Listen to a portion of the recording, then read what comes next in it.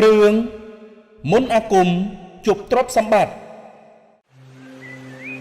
កាលគ្រាព្រះសម្មាសម្ពុទ្ធទ្រង់គង់នៅវត្តជាតពុនព្រះអង្គតែងតែសម្ដែងឱវាទដល់ភិក្ខុសង្ឃពុទ្ធបរិស័ទព្រះរាជាមន្ត្រីនាម៉ឺនកហបតីសេដ្ឋីអ្នកក្រខ្សត់ទូរគុតជនដោយគ្មានការរើសអើងឡើយ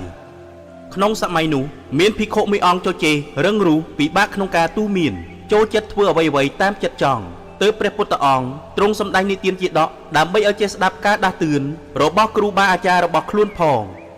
មនាលភិក្ខុបានលើមកថាអ្នកគឺជាមនុស្សពិបាកប្រដៅមែនទេបបិទ្ធព្រះអង្គដ៏ចម្រើនដំណើរនេះគឺថាខ្ញុំព្រះករណាចូលចិត្តធ្វើអ្វីៗតាមចិត្តខ្លួនឯងក្រាបទូលមនាលភិក្ខុដំណើរនេះហើយហៅថាបុគ្គលពិបាកប្រដៅវាមិននាំមកនៅប្រយោជន៍ឡើយព្រមទាំងអាចនឹងបង្កគ្រោះថ្នាក់ដល់ខ្លួនឯងផងគួរលះចេញចុះបបិទ្ធព្រះអង្គសូមព្រះអង្គមេត្តាសម្ដែងឱវាទជាទីកើតឡើងនៃបញ្ញាដល់ខ្ញុំព្រះករណាផងមនាលភិក្ខុចូលត្រង់ត្រាប់ដោយយកចិត្តទុកដាក់ចុះក្នុងការកន្លងទៅហើយគ្រាមួយព្រាហ្មណ៍បានធ្វើដំណើរទៅកាន់ស្រុកផ្សេងជាមួយនឹងកូនសិស្សម្នាក់ខណៈធ្វើដំណើរតាមផ្លូវគ្រូនិងសិស្សក៏ត្រូវពួកចៅចាប់ជំរិតហើយពួកចៅក៏បានប្រាប់ទៅសិស្សឲ្យទៅរកប្រាក់មកលួសគ្រូរបស់ខ្លួនណែអ្នកកំឡោះបើអ្នកឯងចុះចូលធ្វើជាចៅជាមួយនឹងយើងនឹងដោះលែងគ្រូរបស់ឯងភ្លាមអូមិនបានទេខ្ញុំមិនអាចធ្វើជាចៅបានឡើយសូមលោកអនុគ្រោះដល់ពួកយើងផងយើងមានជំរឿសមួយទៀតចូលឯងទៅរកប្រាក់មកលួសយកគ្រូរបស់ឯងចុះយើងទុកពេលឲ្យ3ថ្ងៃបាទលោកបើដូច្នេះខ្ញុំនឹងទៅរកប្រាក់មកលួសលោកគ្រូរបស់ខ្ញុំភ្លាមលោកគ្រូមុនពេលខ្ញុំត្រឡប់មកវិញសូមលោកគ្រូកុំប្រើមុនអាគមឲ្យសោះព្រោះអាចមានគ្រោះថ្នាក់យើងដឹងហើយឯងទៅរកប្រាក់ចុះនឹងអើបានមកលួសយើងបន្តដំណើរទៅមុខទៀតបាទលោកគ្រូសូមថែរក្សាខ្លួនខ្ញុំត្រឡប់មកវិញឆាប់ៗនេះពេលកូនសិស្សចេញទៅផុតព្រាហ្មណ៍យល់ឃើញថាថ្ងៃនេះជាថ្ងៃមានយាមល្អអាចប្រើមុនអាគមជប់ទ្រព្យសម្បត្តិបានតាមចិត្តប្រាថ្នាទើបសូត្រមុនអាគមជប់ទ្រព្យដើម្បីលួសខ្លួនឯងណែលោកនាយយើងមានមុនអាគមអាចជប់ទ្រព្យសម្បត្តិបានបើលោកដោះលែងយើងនឹងជប់ទ្រព្យយ៉ាងច្រើនឲ្យលោកភ្លាមយី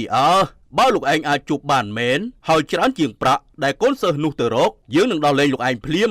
ល្អណាស់អញ្ចឹងចូលអ្នកចាំទទួលទ្រព្យសម្បត្តិដែលធ្លាក់ចុះពីលើមេឃណា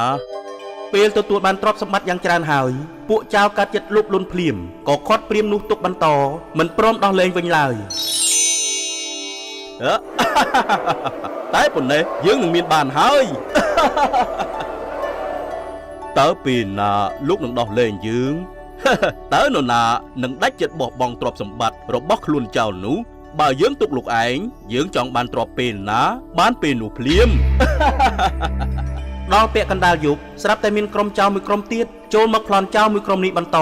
ក្រុមចៅនេះបានសុំអង្វរឲ្យក្រុមចៅមួយក្រុមនោះទុកជីវិតឲ្យខ្លួនដោយបានប្រាប់ថាព្រាហ្មណ៍នោះចេះមុនអាគមអាចជប់មាសពេជ្រកែកងបានតាមចិត្តប្រាថ្នាឮថាលោកចេះមុនអាគមអាចជប់ទ្រព្យសម្បត្តិបានមែនទេ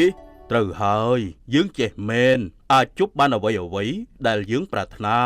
ល្អណាស់អញ្ចឹងលោកឯងត្រូវនៅជាមួយនឹងយើងហើយឮទេចូលជប់ទ្រព្យសម្បត្តិឲ្យយើងមកយើងត្រូវការពេលនេះថ្ងៃនេះមិនមែនជាថ្ងៃដែលមានយាមល្អជប់មិនបានទេគឺថាត្រូវការរងចាំថ្ងៃដែលមានយាមល្អទើបមុនអាគមមានប្រសិទ្ធភាពពួកចៅមិនព្រមជឿហើយកាន់តែខឹងសម្បាខ្លាំងឡើងទ្រាំមិនបានវាក៏សម្លាប់ព្រាហ្មណ៍នោះចោលទៅរួចក៏ប្រញាប់ដេញតាមក្រុមចៅមុននោះដើម្បីប្លន់យកទ្រព្យណែពួកយើងត្រូវប្រញាប់ដេញតាមពួកចៅនោះឲ្យទាន់ឮទេបាទលោកនាយពួកយើងនឹងស្រោតឲ្យបានលឿនជាទីបំផុតល្អណាស់អញ្ចឹងតោះយើងពេលតាមតាន់ប្លន់បានទ្រព្យហើយក្រុមចៅនោះក៏កើតចិត្តលុបលុនបែកបាក់សាមគ្គីកាប់សម្លាប់គ្នាឯងដណ្ដើមចង់បានទ្រព្យតែរៀងខ្លួនហើយទីបំផុតក៏ត្រូវស្លាប់ទាំងអស់គ្នាអោព្រះអើយលោកគ្រូរបស់ខ្ញុំស្លាប់ហើយលោកគ្រូមិនព្រមស្ដាប់តាមការដាស់តឿនរបស់ខ្ញុំលទ្ធផលត្រូវស្លាប់ដូច្នេះឃើញទេកូនសិស្សក៏បានយកសាកសពលោកគ្រូទៅបញ្ចុះរួចរាល់ក៏ធ្វើដំណើរត្រឡប់ទៅកាន់ក្រុងពារាណសីវិញទៅអ្នកមានបញ្ញាគួរតែយកការដាស់តឿនមកពិចារណាការមិនបើកចិត្តឲ្យទូលាយដើម្បីទទួលយកដំបូន្មានល្អៗពីអ្នកដទៃគឺជាការបិទទ្វារខ្លួនឯងមិនឲ្យឈានទៅរកភាពរីកចម្រើនឡើយ